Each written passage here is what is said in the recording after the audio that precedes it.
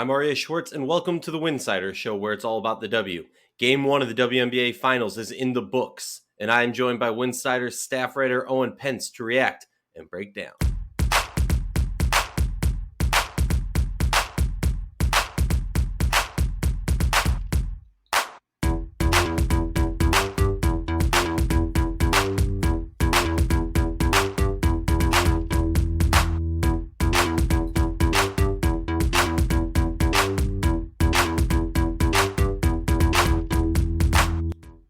If you like our show, please consider joining our Patreon community. For less than a cup of coffee a month, you can directly show support for the hard work we do covering the W. And don't forget to see the amazing written staff content over at Winsidr.com. And if you subscribe to patreon.com/Winsidr, you get a lot of exclusive WNBA content, including the Wubble Weekly by our very own Owen Pence. Owen, the WNBA Finals are nothing but lit.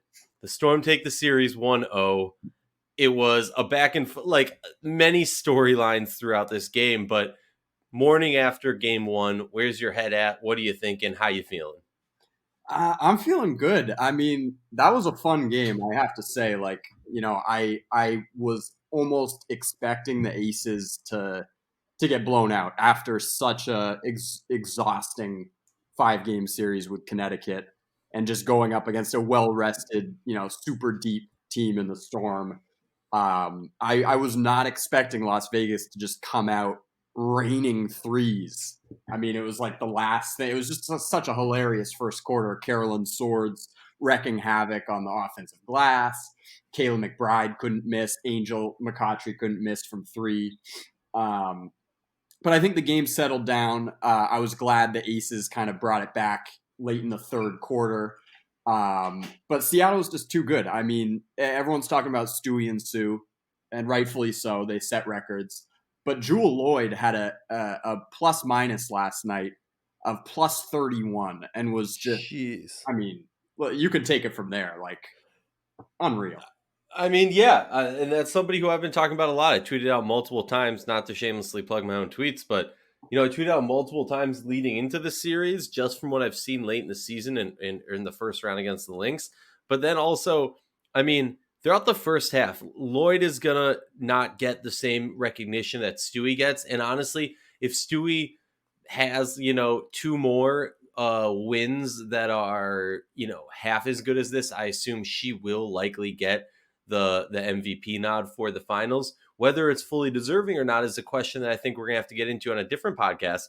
But I completely agree with you. What Jewel Lloyd has been able to do, I mean, Stewie kind of went off at two individual parts of this game, but Lloyd was the person who, when the Aces were rolling, when the Aces were making big shots and getting putbacks and second chance opportunities, she was the one who was responding and making big defensive plays. And a lot of these things aren't things that are going to go into the stat sheet. You don't get 2 extra points because it was like a 3-ball that was a response to another 3-ball. Like, those things don't go into the box scores. But Jewel Lloyd has been doing it like crazy throughout this whole playoffs. Let's kind of run back and run through this game while I got you here. Like you were saying, the first half, back and forth. And for me, the reason the Aces were able to stay around and make this a game throughout the first quarter was not only their 3-point shooting, which is going to get a lot of attention, but the offensive rebounds. But as Ben Dole pointed out, as I pointed out in the Winsidr Report live stream that we do every halftime during the playoffs and every post game during the playoffs, the pluses and minuses of this, and we'll dive into this for a brief moment. I know we were talking about it before we got on the pod, but when you have Carolyn Swords crashing the boards, standing there and getting those second chance opportunities, there's the pluses and minuses of it. There's the plus of that if she gets the rebound, you're getting some easy points. And it really helped them because, as it's been noted throughout all of the talking heads, all of the articles that have come out, the Aces weren't hitting shots that they normally hit. I mean, the Aces are not a team that shoots sub 30% from the field. Like, that's just not Las Vegas Aces basketball. They take high percentage shots and they make a high percentage of them, which just combines to make a great team, which is what they are. But when you're doing that, you can't expect Carolyn Swords to beat anybody on the roster. I mean, Crystal Langhorne is probably the only person who Carolyn Swords could keep up with in a foot race down the court. And it's just not going to happen. And it got the Storm in a chance where they were able to get out in transition, to attack the paint, and to hit the shots that they do. And uneven basketball is kind of the bread and butter of the Seattle Storm team, who knows each other so well. Going into the half, there's a 17-point lead, and the Seattle Storm looked fully in control. Where was your head at that point? Oh man. I mean, my head, I was wowed. Like 57 points in the first half was super impressive. It's so fun watching the Storm when they're firing on all cylinders like this. Uh, I do think, to touch on Carolyn Swords here for a minute, I have been calling for this kind of all playoffs. I think a lot of people have. It just seems like Bill Laimbeer has to go small at some point and play McCautry and Wilson at the 4 and the 5 if they have any shot in this series. Because and Carolyn Swords, played incredibly in Game 5 against Connecticut. What she's doing is remarkable. Um, but as you kind of mentioned, it's just really tough to have her on the floor considering who Seattle puts out there. I think it kind of comes down to two areas, and you already started to see this kind of once Seattle peeled off that huge run in the second quarter, and you saw it a lot at the start of the fourth quarter when they kind of separated again. I think it comes down to two areas. One is transition, as we've talked about. Dearica Hamby is like, I think she's just underrated in general, but her abilities in transition to just zoom down the floor, whether it's going into offense and kind of just straight rim running and cutting to the hoop and receiving a pass, or whether it's getting back on defense, she's just exceptional in transition. Whereas Swords is crashing the offensive glass and basically allowing Seattle to leak out for these really easy looks. So I think that's one area where she just really gets exposed. And then the other area, and you really saw this at the start of the fourth quarter, not to jump ahead here, but the switching is just impossible when the Aces are on defense and Swords is on the floor. And we saw multiple times in the first 2 or 3 minutes of that fourth quarter, Swords guarding Breanna Stewart. And I mean, that's just a loss. Like you're going to get cooked. And so, she brings some stuff to the table, but ultimately I think that's kind of where, when she's playing 28 minutes and contributing, 2 points of offense, the floor is just too clogged, and it's just, they're just getting killed in the pick and roll, with high ball screens. There's really nothing you can do. And I think that was kind of the main difference to me. And I think an interesting aspect of this is when we recap this game, a lot of people looking back on it are going to talk about the final score lead, the 18-0 run in the second quarter that really blew this game open and changed a large aspect of it. But we can't forget what happened in the third quarter. At one point, it was a 19-point lead. Las Vegas Aces stormed back into this one, and with, I believe it was 26, 27 seconds left in the third quarter, they tie the game up. Yes, I believe it was Jewel Lloyd had a response, which gives the Storm the 2-point lead going into the fourth quarter. But at that point, you got to be thinking to yourself, okay, they struggled mightily in this quarter. Are we going to have a flashback of what we saw? They scored just 12 points in the third quarter. Are we going to have a flashback to Connecticut, who scored just 19 points in the second half of Game 5? Yeah. Obviously, that didn't happen. They went off for 24 points in the fourth quarter, which honestly, it felt like they scored a lot more. But I'm curious for you, what was it that the Aces were doing that allowed them to get back into this one? Now, I don't know if you listened, but in the Winsidr Daily Pod with Ben Dole, when he had Nikki Collin on, she was talking about Angel McCautry and basically said, Angel lives for these playoff moments, but even more so, Angel's going to come out firing at the first and the third, and you need to be prepared for her to do that. And you can't let her get too much into a rhythm, because if she does, then she can do that in other areas also. But know that there's going to be a storm of Angel McCautry at the beginning of the third and the beginning of the first. What did you see from this third quarter that allowed A'ja Wilson to finally get some points, that allowed Angel McCautry to continue to cook? I mean, how was this Aces team able to bring it back to a tie game with 26 seconds left in the third? Yeah, I mean, I think it was a couple factors, and I like that point about Angel quite a bit because it really is so fun. I think it was the third quarter of Game 5 against the Sun when she just was super electric. Oh, super sane. Yeah, yeah. So that was really fun. I think it was a couple things. I mean, it happened in a blink of an eye, and it was a little bit like, oh, whoa, like how is this a 2 point game? Is tied for a second. So it was a little difficult to digest because it happened so quickly. But I think there were a couple factors. One, I think I touched on Jewel Lloyd's plus minus briefly, and I think we have to go back to that and look at who Seattle had on the floor late in that third quarter when Vegas really got hot. Jewel Lloyd was resting for a good portion of that time. And I really just cannot overstate how vital she is on both ends. I mean, her perimeter defense really does not get talked about a lot. I think maybe because of her size, people might not think that she's just like locked down on defense. Um, but her ability to kind of track these shooters and go over ball screens and is really really impressive. And then obviously I don't need to tell you what she brings and just the kind of reliable nature of her offensive game. So I think that was one part of it. But in terms of what maybe the Aces did, I think that it was the defense that turned things around. Like some shots started falling, they got good looks. D-Rob had that and one.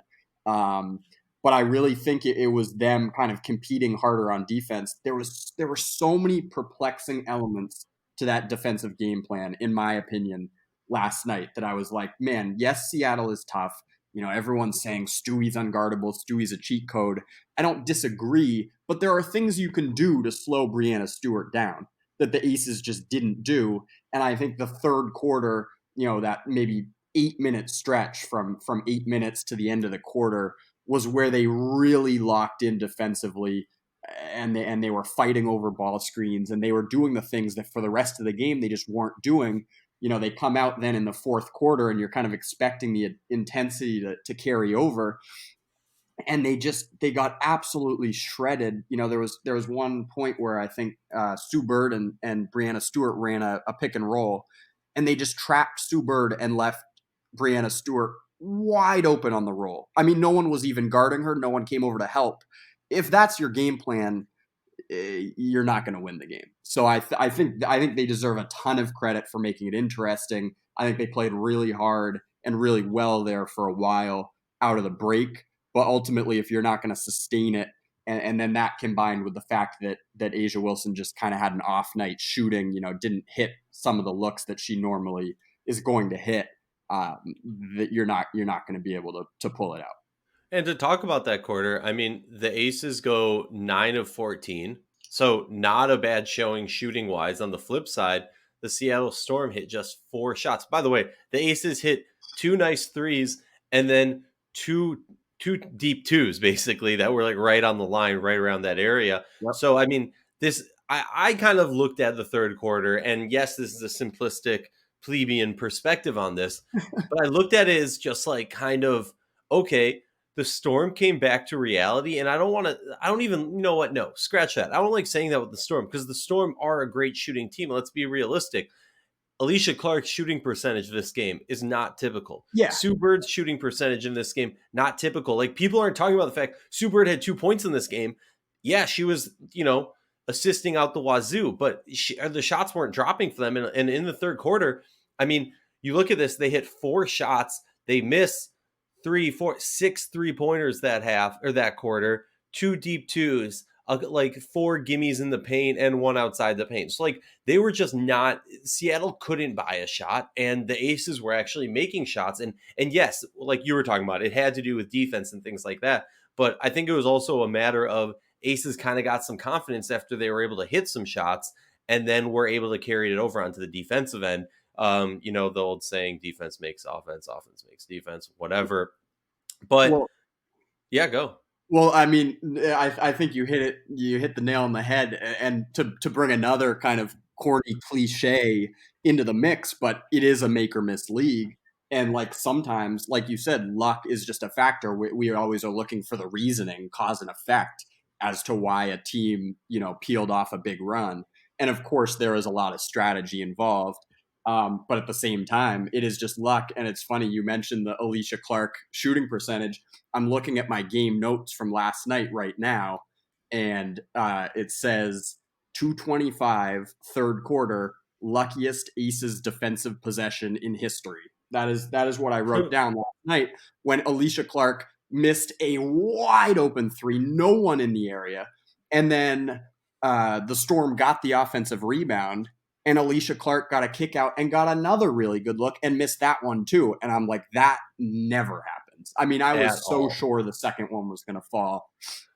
It didn't. And sometimes you just need a little luck, That's how it goes. Look, Alicia Clark was not going to go 0 for 5 from 3 in another game. I'm sorry, that's just not going to happen with 4 fouls. She honestly, I mean, like, she was a negative 14 on the plus minus, the only starter on the team who wasn't a plus minus. Also, Jordan Canada was a negative 18, so not good on that aspect. But something I was thinking about while we were talking about this was kind of, we'll get into this. I'll save it, but I'll tease it for later in the episode.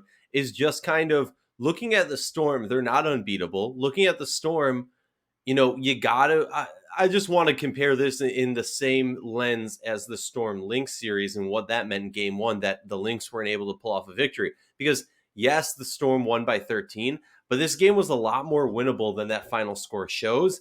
And I almost want to say that for the Aces to have a chance to win this finals, they needed to steal this game because of what we just talked about. With Sue Bird going 1 for 5 and 0 for 3 from 3. With Alicia Clark going 2 for 13 and 0 for 5 from 3. Having that happen isn't good. Like, that's not going to continue throughout this series. And it was just a horrible luck of the draw, horrible dice roll, whatever you want to call it, that the Aces team was not able to do what they do so historically in this season. And they were able to hit 10 3-pointers, which has to be a season record for them. I'm not even looking up the stat. It has to be a season record for them. 10 of 21. Heck, they made more 3-pointers this game than the Storm did. And when you look at that and you think to yourself, okay, we had the same amount of turnovers, under 10. Excuse me. 8 turnovers. For some reason I thought it was 9 and 9. But we had more rebounds than them. We got the same amount of turnovers, but there's some other aspects that were really disheartening if you're an Aces fan. But as we talked about the third quarter, the fourth quarter was, the third quarter, I think you could sum it up in a sentence of like, oh shit, we got a game. Fourth quarter, not so much. Stewie just took over at one point, scored 11 points before the Aces even scored a point in the fourth quarter. Obviously, she had a historic game, scoring the second most points ever in a WNBA playoff game. And as we talked about, Jewel Lloyd just completely went off. I mean, the Aces scored just 4 baskets in the whole fourth quarter, losing the quarter 24-13. Just a crazy turn of events. I mean, it was pretty early on that this game got blown out. At one point, I thought maybe the Aces had another run left in them, but it came pretty obvious early on. Any final thoughts on the fourth quarter before we look forward to Game 2 and the rest of the series? Yeah, you just gotta kind of tip your cap. I think is the ultimate takeaway from the fourth quarter. It was like the Aces ran out of gas, and I must say too, like, this is a factor, and I think it's easy to point to this and use it as an excuse, and I don't think it should be, but we just have to keep in mind the load that A'ja Wilson has been carrying throughout these playoffs, right? Like, Mm-hmm. I totally hear what you're saying in terms of, Seattle's probably not going to have another game where Alicia Clark shoots 2 for 13. They're probably not going to have another game where Sue Bird goes 0 for 3 from 3. But at the same time, A'ja Wilson's probably not going to go 6 for 20 again. And I think, you have to look at the Connecticut series where she was playing 40 minutes a game, the final 2, and doing everything for the team on both ends. It's just been a really long, grueling road, and like, considering their depth versus considering, Seattle's depth, where Ezzy Magmagor, who I love, I'm so high on her potential. She played 3 minutes. Like, Jordan Canada played 11 minutes. And did some fine things, but didn't really, play a major role. She was someone that people were talking about a ton coming into this season.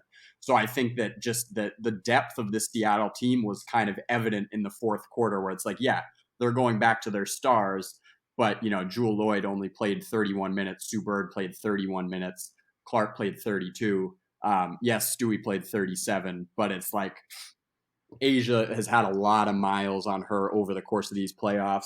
And I think Seattle just kind of looked fresher. It was like Vegas used up everything they had in that third quarter. And I almost expected it to carry over, and they just hit a wall. And so I think And that's kind of my takeaway. well, and I'll add to that, the interesting aspect is that with the way that the semifinals happened, with the Lynx Storm game 1 being postponed and then being played on what would have been game 2. So basically they were a game behind. If you're the Aces, you're just praying during that series that the Lynx can pull off one victory, Yeah. because then they get that extra rest. But also, heck, even like the Aces were kind of screwed in that regard, because you kind of it's a double-edged sword where you want the Lynx to win so that it will push longer in the current state of appeals. But if in a normal situation, they go to game 5, the Lynx Storm series ends after 3, so there's probably like a week off or close to a week off or half a week that the Storm take off, Yeah. which, as we saw in that game 1 between the Lynx and the Storm, not to give it so much credit, but there is some rust that you have to shake off after a week. We saw them, the Aces, in game 1. So for me, it's kind of like, if you're the Aces, you got some stuff to complain about. Obviously, you're not going to hang your hat on that and give an excuse or anything like that. But realistically, like, yeah, there was some things that you guys got screwed by. Let's talk about game 2. But before we do, I want to remind everyone to subscribe to Winsidr daily on your favorite podcast app, and also Winsidr Network, a collection of WNBA podcasts. And don't forget to see all of our written content over at winsidr.com. That's winsidr.com. Game 2.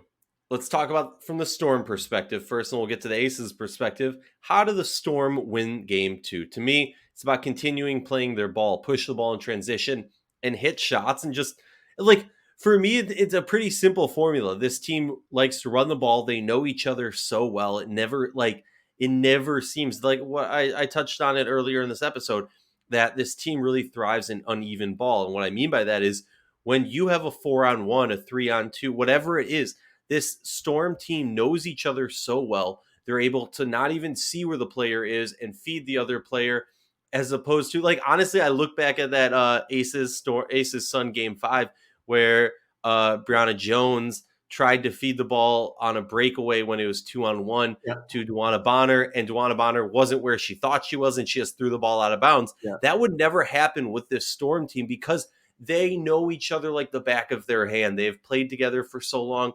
They have vibed for so well. They have gelled for so well. And like you were talking about, they're just fun to watch. So for me, it's play Storm basketball if they want to win game 2 in this series. What do you think? My key to the game for Seattle in game 2 is that they should do exactly what they did in game 1 and allow Carolyn Swords to get like 3 or 4 offensive rebounds in the first quarter. And then Lambier's just going to play her the rest of the game, and bam, it's another victory, 2-0. And I'm joking, but I'm also being serious. You're joking, but you're not, and I completely get it and respect it. Let's talk about the Aces. For me, they have to try and find some mismatches. They got to play. I would like to see, look, your season's on the line here. It's game 2. No one's come back from down 2-0 to go, and I don't actually know if that's the actual stat. I'm pretty sure it was during the semifinals, so let's pretend it is during these. I want to see them play Angel at the 4. I know there's been a lot of talk about that on Twitter sphere. I know there's been a lot of talk about that in the Winsidr Slack. But for me, it's what I've seen from this Aces team in the playoffs is they either are unable to do what they've done all season long, get those paint buckets, get to the free throw line to a disproportionate amount to their opponent, and not worry about the 3 ball. Okay. But what I've seen during the playoffs is either they're getting some good rebounds and they're hitting a ton of threes, but then they're not getting that disproportionate free throw line percentage, and they're not hitting their shots where they normally have a high percentage. So for me, it's finding that middle ground, because I don't think necessarily going up against the Storm team, I know that the Aces won 2 of the games in the regular season. They swept the series, but I don't see a way that this Aces team playing patented Aces basketball of the 2020 season is going to win the finals. I think Kayla McBride and Angel McCutcheon need to step up from behind the arc. So far, we've seen that in small sample sizes. They needed to do it while they're still hitting their typical shots. It can't be, we're going to do something we haven't done all season, but not do what we did all season, or we're going to do what we did all season, but not the one question mark. Like, you need to find a way to do both. That's just me. No, I completely agree. And not to sound like a broken record here in terms of the Aces going small, but I think a lot of times when we think about a team going small, we kind of think about it within the offensive context of the game, where the floor is clogged and they need to create more space. And I think that is one benefit to Las Vegas going small, but ultimately you're still going to be playing some non-shooters. So I think the key there is just getting the body that is Carolyn Swords out of the lane, because what we saw, last year with Liz Cambage a little bit, and what we've seen a lot this year is that when A'ja Wilson doesn't have room to operate, when everyone's just collapsing into the lane and mucking up the entry passes and mucking up passing lanes, it just becomes nearly impossible for her to get to her spots on the floor without expending so much energy.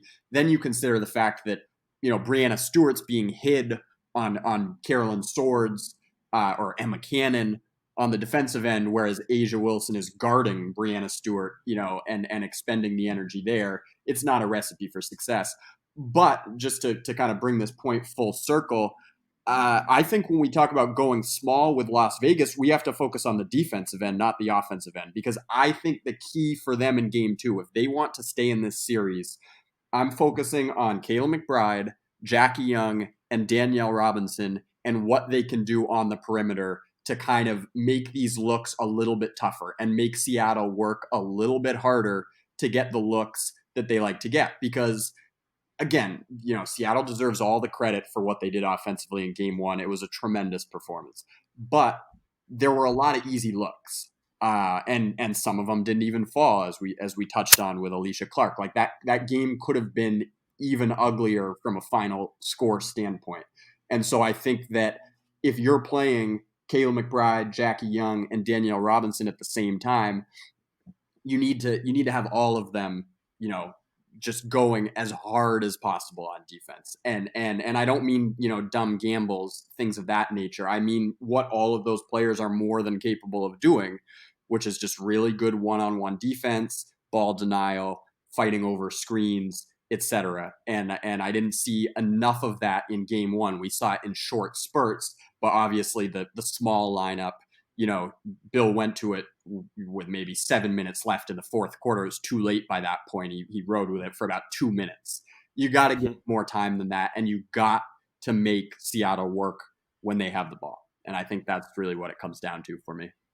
No, exactly. When they have the ball, when you make them work, it affects them on the other end of the ball when they're playing defense, because both sides, like, people don't understand that you exhaust them on defense, you exhaust them on offense, you exhaust them on offense, you exhaust them on defense. It's going to be your benefit. Looking forward to the rest of the season. I said this before and I'll say it again. I got the Storm in 4. I think we've seen so far in the 4 games that the Storm have played, they aren't perfect. They can lose.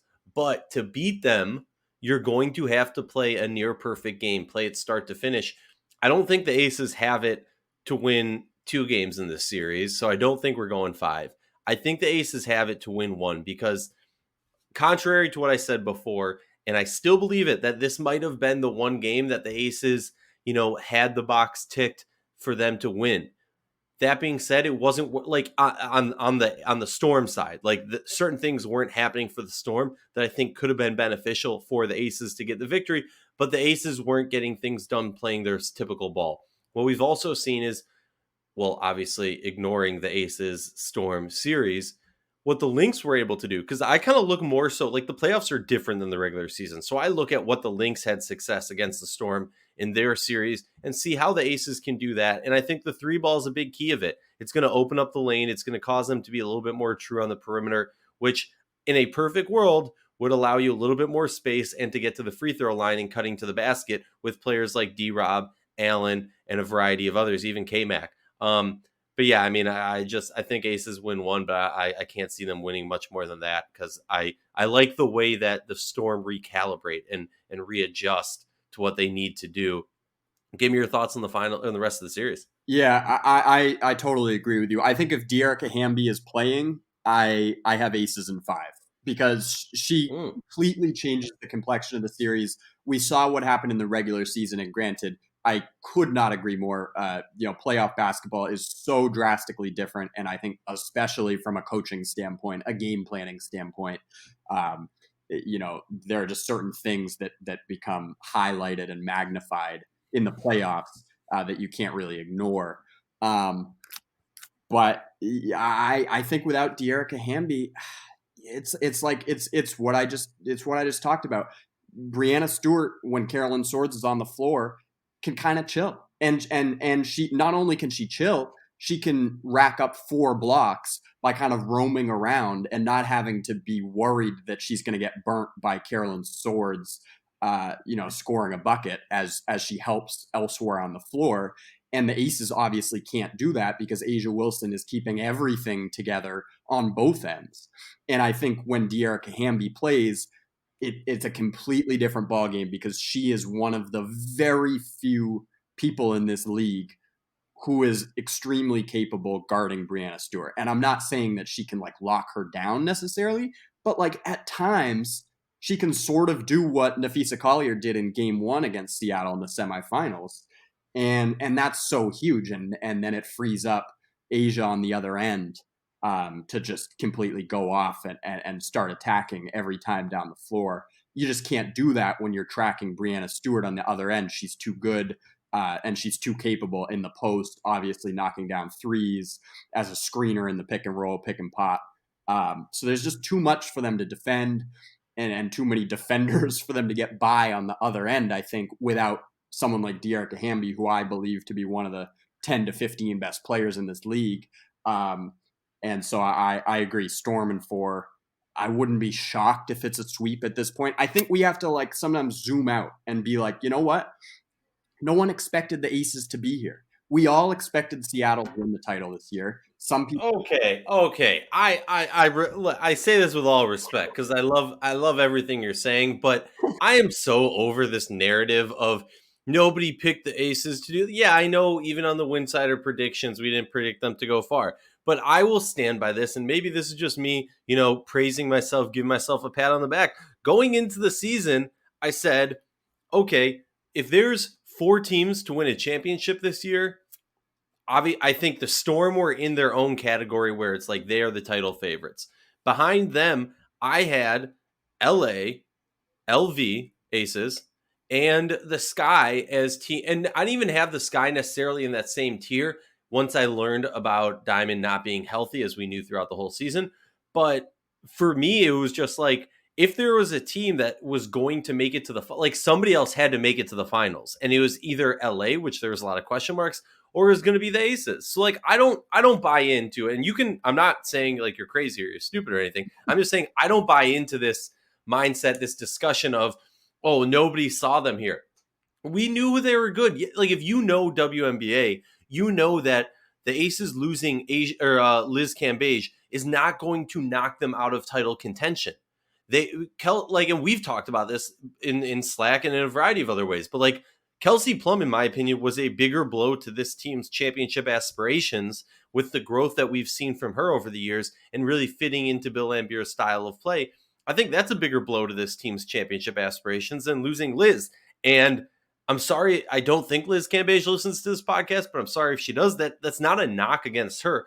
That's just a knock of like, I do not believe this mindset that you just add all the biggest superstars and all the biggest names and you're going to win a championship magically. I am very much a believer. And that's part of why I think Simone Augustus is the greatest player of all time, GOAT. Because for me, it takes a player who can do whatever the team needs to get a championship, to get a victory, whether that means scoring, whether that means rebounds, defense, whatever it is. It's you need to be able to adapt and not just be, oh, we have this compilation of 50 or 12 superstars, so we're gonna win, or like 6 people off the bench that used to be superstars, so we're gonna win. Like, sorry, that's just my rant. I'm much more of like a system guy. You need talent in a superstar, but like a system is more important than having 12 superstars. No, Just sorry. I basically agree with everything you just said, and it is a really interesting conversation. I do think the thing I was looking at going into the season was simply depth. Like, I think Mhm. everyone was talking about this, and that's why before I knew that Diamond DeShields was struggling with her health, I kind of had Seattle, Chicago, and Los Angeles as my three teams capable of winning a title. And that's not a I do think the like disrespect narratives are overblown. Whether we're talking about Connecticut, whether we're talking about the Aces, I don't think there was any disrespect involved. I completely agree with what you're saying about Plum. Kind of hurting this team just in terms of how they're constructed a little bit more with her absence than Cambazia's absence. But I was just like, this is going to be too much of a load for Asia Wilson to carry, and I know she's capable, and I know they're going to be in the playoffs. Um, but like as we saw in the Connecticut series, like to bring this back to kind of my original point here, I think we all knew that Seattle should be in the finals and should be the finals favorite. And then past that, it was like there are going to be a lot of teams scrapping it out, and it's going to be just like a battle of like, you know, attrition. Who can survive? The injuries that they sustain over the course of the season, and just the massive minutes that they have to play, and who can make it all the way. And I think that, I'm not saying the Aces are done. I think it's absolutely still a series. We broke down how they could win game 2, but I think you have to kind of zoom out a little bit and just be like, hey, if they lose this series with no De'Erica Hamby, Asia Wilson winning MVP emphatically, and them making the WNBA finals, and just kind of outgritting the Connecticut Sun, a team like the capital G grit team is the Connecticut Sun, and Vegas kind of beat them at their own game in a certain sense, and advance to the finals. And I think that's kind of a win. So I really hope it's a series. I would love to see the Aces, make this competitive, but I don't think that I want to frame it. And I'm not really saying that people are yet, but I just want to kind of get out ahead of this. I don't want people to be framing this as like, oh man, the MVP couldn't go up against the 2018 MVP. It's like, no, let's look at these rosters.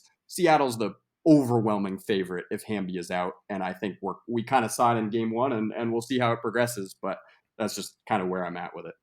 Yeah, and you brought up an interesting aspect that I just want to go on one last rant, and then we'll sign off. Sorry, we're going over, folks.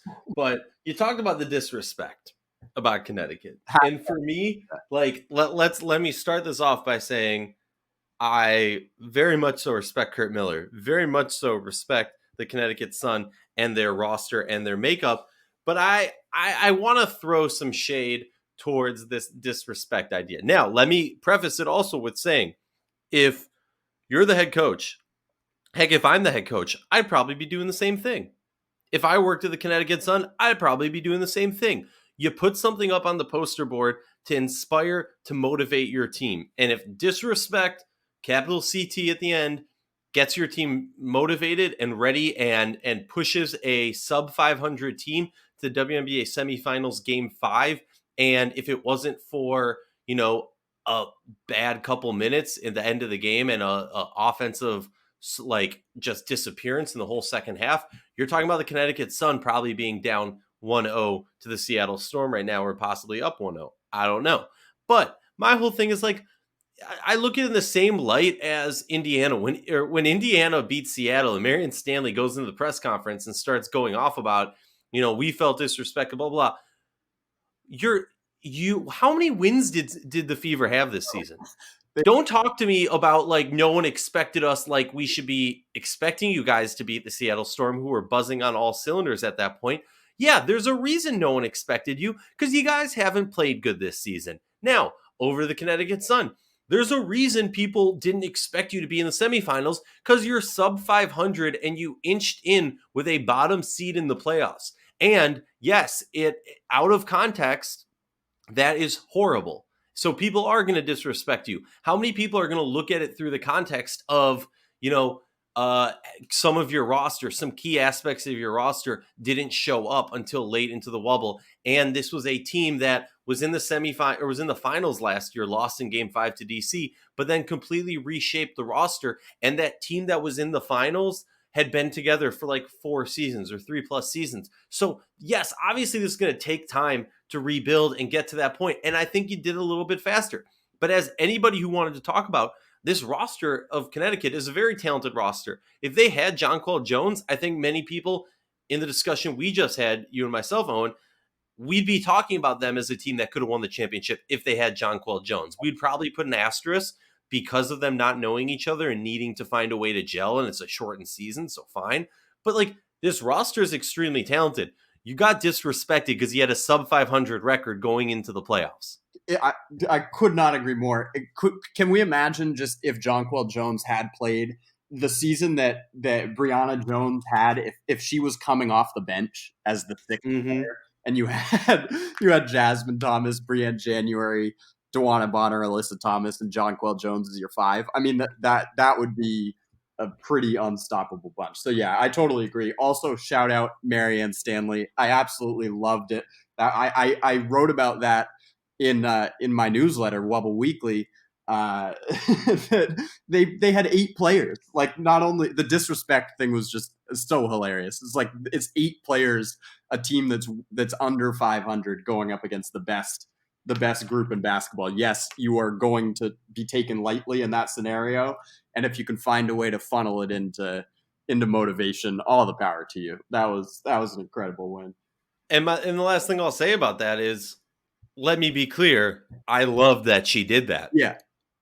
Like, we need more coaches being vocal like that. We need more players showing their personality. We don't need these kid glove coverage. We don't need player like, that's what I love so much about Courtney Williams last year in the finals, or in the whole playoffs, was like that confidence, that exuding confidence. Yes. WNBA players, if any athlete can do it, WNBA players can do it, and we should give them the same respect. But as you said, you plugged Wubble Weekly. That's a great way to end the episode. For less than a cup of coffee a month, you can directly show support for the hard work we do covering the W by subscribing to Winsidr on Patreon. That's patreon.com/Winsidr. You'll get exclusive podcasts. We're working on a new podcast with questions submitted by subscribers, and you get the Wubble Weekly by our very own Owen Pence. Owen, thank you so much for joining me for the show, and can't wait to see what happens in Game 2. Thank you, man. It was a pleasure.